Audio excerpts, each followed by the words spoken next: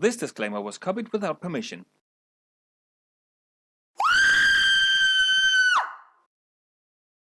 Yeah, it's him again. I'm going to need something strong for this one.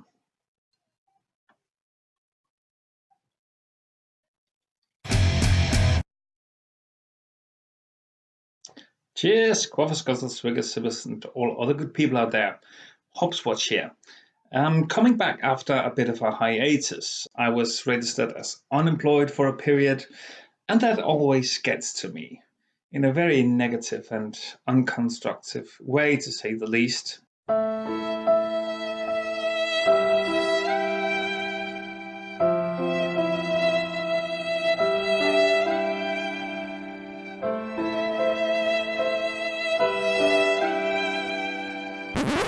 But now I'm back and feeling refreshed.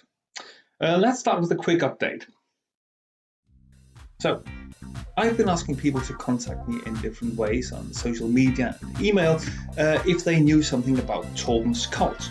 And now some members of Torben Søndergaard's cult, the Last Reformation, actually have. And they shall remain anonymous as I, of course, protect my sources. I will be referring to them a lot in the future, probably.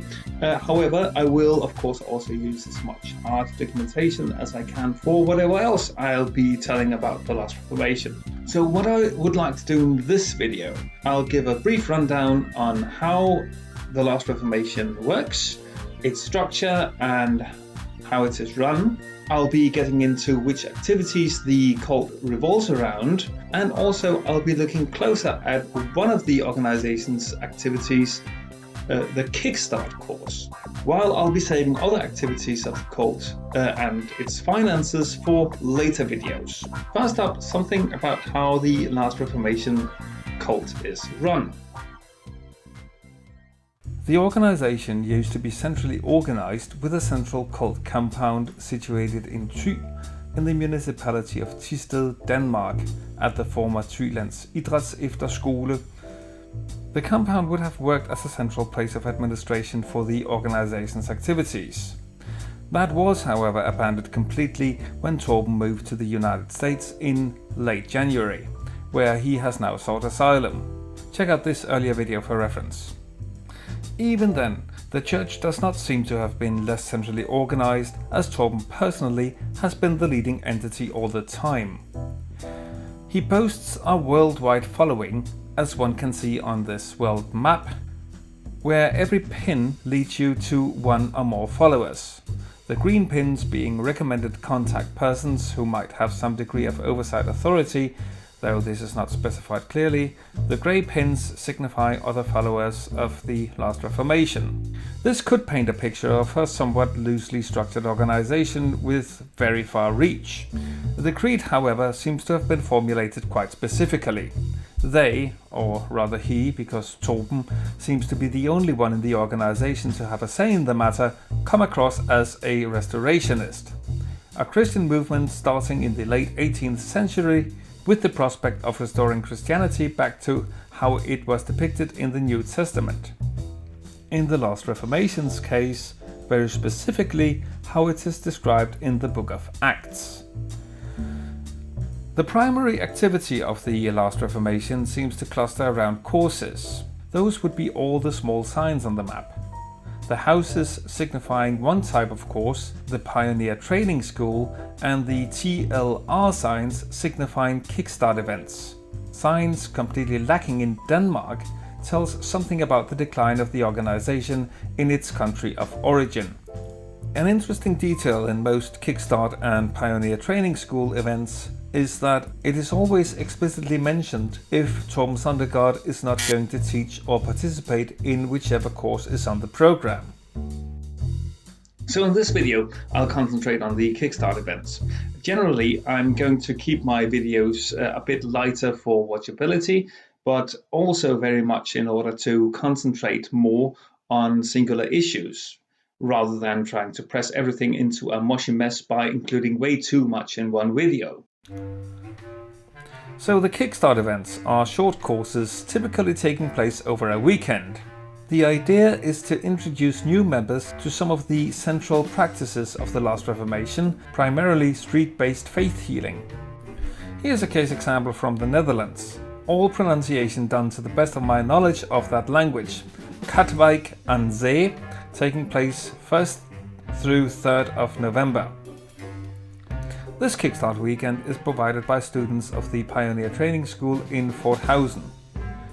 You will be trained and activated, kickstarted, to step out in faith to heal the sick, preach the gospel, be baptized in water, video, and in the Holy Spirit, and become disciples. You will receive well-founded biblical teaching, and you will learn to put it into practice in small groups that go out on the street, where a trainer will go with you to give you a kickstart. In advance, the participants are recommended to watch the quote-unquote documentaries The Last Reformation, The Beginning, and The Life. 1 hour 40 minutes and 1 hour 55 minutes respectively. I'd be bored to death at least twice. The torture starts even before arrival. The Kickstart gives people training in the very basics of the organization's activities, which are street preaching, street-based faith healing, and baptizing. Then there is a more detailed program. The activities start well before noon on Friday, which means people would need time off from work. Teaching, whatever that covers, my guess would be instructions on how to do street preaching and faith healing, takes place until just after noon. Then groups are formed to go to town to try the teachings out in practice after lunch at 12:30. The lunch is, by the way, not included. Neither is accommodation, but then again, participation is free, it seems. So when people have chucked down their brought lunch, they'll be on the street in the town for the next 5 to 6 hours. They'll try out preaching and praying for and healing people under supervision until 6:45, where the quote-unquote evening program starts. Then there will be testimonies. I guess this would be sharing the day's experiences and such. There is no dinner, that will not be included anyway. Unless it's part of the evening program, no time whatsoever spent on it. That goes on until 9:30 in the evening, and as there is no accommodation, the participants need to go from the meeting late in the evening to their accommodation to tuck in. Who knows how much extra time that would take for families with children? Yet, participants are highly recommended to attend the full course and book 2 days. Well, there are 3 days of activity. So they don't know how to count, apparently. Don't know what to make of this, but it's strange by all lengths.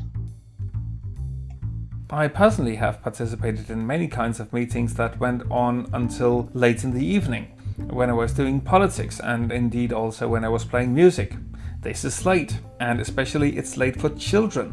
It's also late for adults that have been on the streets all day and barely have had time to eat.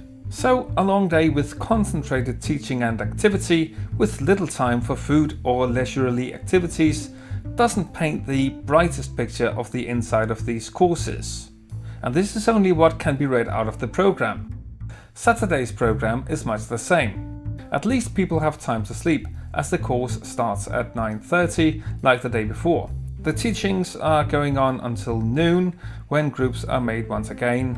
This day, however, people can be baptized, and people are instructed to bring extra dry clothes and towels. Women specifically are asked not to bring white t-shirts.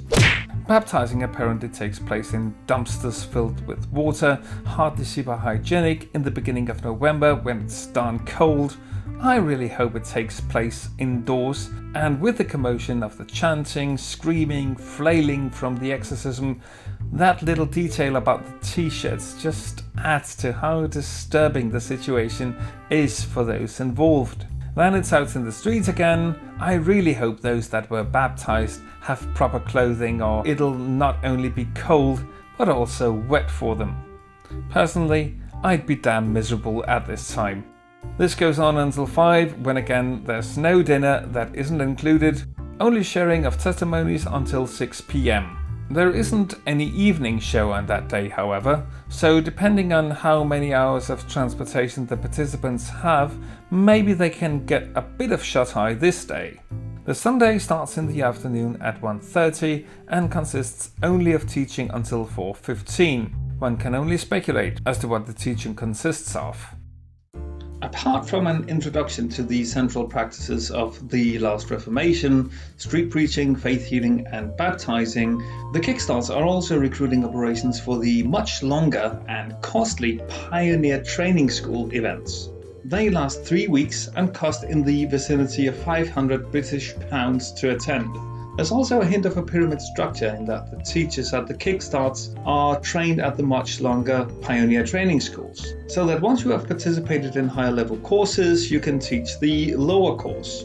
It's unexpected that the course is free. However, leaving out lunch and accommodation doesn't make it easy to attend. The intention seems to be to get in touch with a large group of people quickly, to have them have a taste at what it is all about in a cheap way, and then just hope that a few will stay for the longer courses later on. I will be looking at the Pioneer Training School in a later video and see how it expounds on the things that the Kickstarts touches on. However, going out in the street, confronting random people and praying for them, baptizing people under such circumstances is already transgressing so many boundaries. So this little ADHD and Asperger inflicted head gets mild anxiety attacks just from thinking of it. Doing stuff like that is the very definition of cult-like behavior, also in that it is dictated by the group's theology, while highly deviant from regular social behavior. And remember, this is only the start. So I told earlier that he had to give up his central cult compound in Denmark. The latest news is, however, that he has found a new place in North Carolina, United States, where he's now living and where he's also seeking asylum. It looks as if a Pioneer Training School course has already been arranged there. He calls the compound the Ark, and there's a link in the description to a video where he explains why. Have your facepalm and head desk protection gear ready for that. You're going to need it. That'll be all Torben Søndergaard and the Last Reformation for this time. If you like what I do, please like, subscribe, comment, ring the bell and share the video. You can contact me on Twitter and on Facebook, links in the description. You can also write to this email. If you have beers for me to review that you want to send me, or if you want to send me t-shirts to wear, this one is by Sapien, by the way. Go check him out, link in the description. If you want to send me something to put up on my huge empty wall here, if you have your own little brewery, for example, I could put up one of your posters instead of this theatre poster that you see right now. And if it was larger, well, there may be an opportunity for you. Also, if you're a former member of the Last Reformation, I would really like to hear from you, of course. And even if you're a present one and you want to discuss, I'll accept any challenges to debate me on the issue. So that'll be all for this time. I've been Hopswatch at your service. Always remember to drink responsibly, and until next time, cheers.